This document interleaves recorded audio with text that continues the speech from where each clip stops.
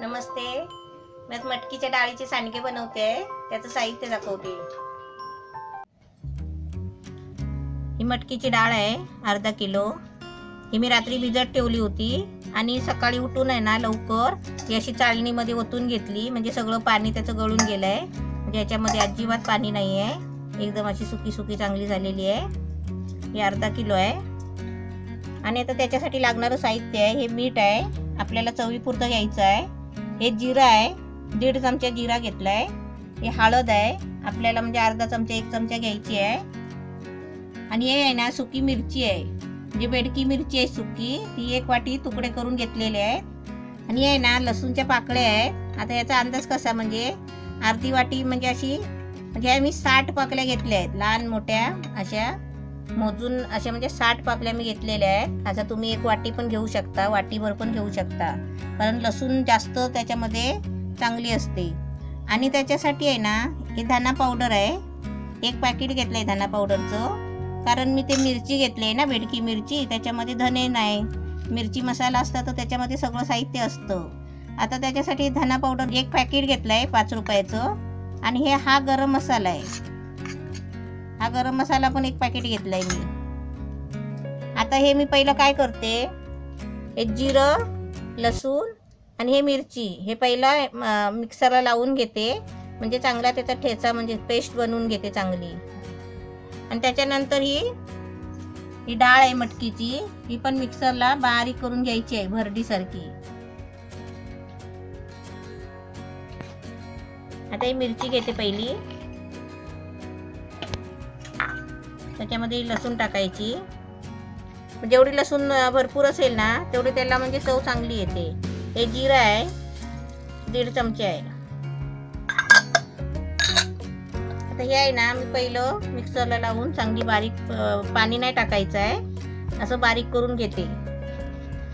आता मिरची लसूण आहे ना हे असं वाटून घेतलं आहे, म्हणजे हे कसं बारीक नाही वाटायचं, म्हणजे असं जाडच वाटतं ते, कारण सुकं ना, म्हणजे आपल्याला भरडच त्याच्यात टाकायची आहे, म्हणजे छान दिसेल, कारण सफेद डाळ आणि त्याच्यामध्ये हे मिरचीचा ठेचा असे म्हणजे दिसायला छान दिसतात. हे सर्व असं काढून घेते आणि याच्यामध्ये ती डाळ वाटायची आता त्याच भांड्यामध्ये.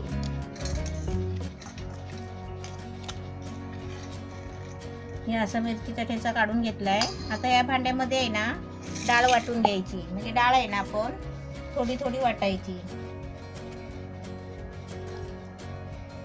डाळ कसे पाणी नाही टाकायचं आहे, अशी सुकीच वाटायची आहे. मी तुम्हाला कसं थोडं दाखवायचं आहे ना, म्हणून मी थोडंसं म्हणजे असं भिजवून डाळ केली. आणि तुम्हाला जास्त बनवायचं असेल ना 1 किलोचं वगैरे, तर तुम्ही डाळ आहे ना चक्कीतून दळून आणू शकता, म्हणजे चक्कीतून दळायला पण आहे ना असं भरडच सांगायची दळायला. आता मिक्सरला लावून घेते.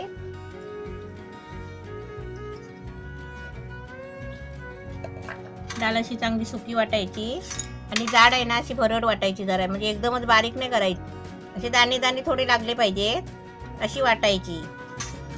आता मी सर्व डाळ आहे ना अशी वाटून घेते आणि तुम्हाला दाखवते.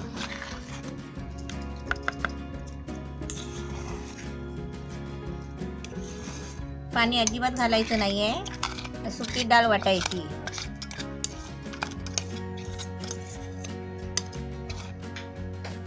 ही डाळ वाटून घेतली आहे, अशी मस्त मिक्सरला लावून घेतली आहे. आता याच्यामध्ये आहे ना हे बाकीचं साहित्य टाकते. ही हळद आहे, ही हळद टाकायची अशी अर्धा चमचा. आणि त्याच्यामध्ये धना पावडर आणि गरम मसाला घेतला आहे, म्हणजे कशाला आपल्याला मस्त झणझणीत खायला पाहिजे ना, म्हणून त्याच्यासाठी गरम मसाला थोडा टाकायचा. आता त्याच्यामध्ये आहे ना आपल्याला चवीपुरतं मीठ टाकायचं आहे, म्हणजे आपल्याला अंदाज कळला नाही ना असा की आधी आपण थोडाच टाकायचा. आणि हे चांगलं मळून गोळा केला ना आपण की थोडा आपण आहे ना चाकून बघायचा, म्हणजे आळणी आहे काय खार आहे असं, म्हणजे आळणी असं म्हणजे थोडंसंच मीठ टाकायचं अंदाज येत नसेल तर. आणि हे मळून झालं ना असं गोळा करून की ते आपण चाकून बघायचं.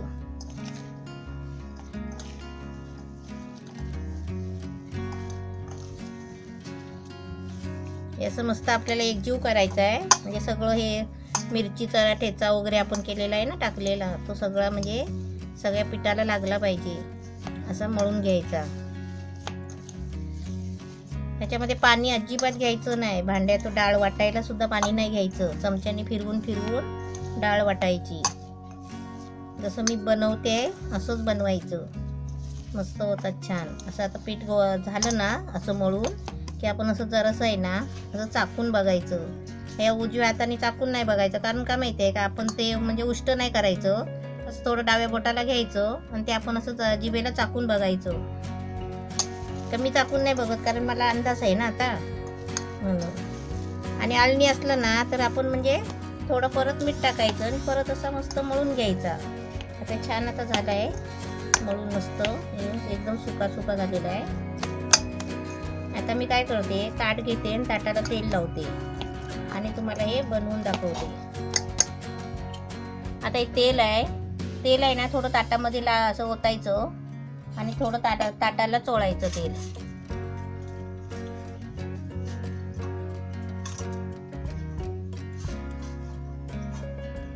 म्हणजे ताटाला ते चिपकत नाही.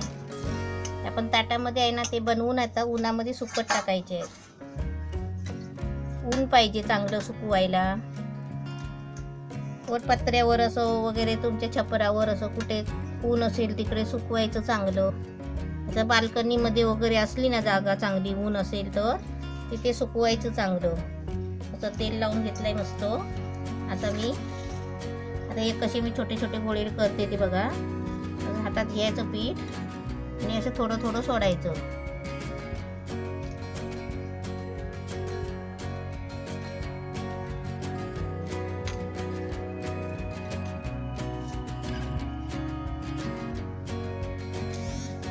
चिपकवायचं नाही. असं थोडं थोडं असं कसं पण म्हणजे गोळे नाही करायचे त्याचे. असं कशी पण डिझाईन येऊ द्या असं सोडत जायचं आपण सुकं पीठ. बघा अशी. आता मी अशी सगळे आहेत ना तुम्हाला ताटभर करून दाखवते आणि हे आता सगळे असेच करते मी आणि मग नंतर तुम्ही दाखवते.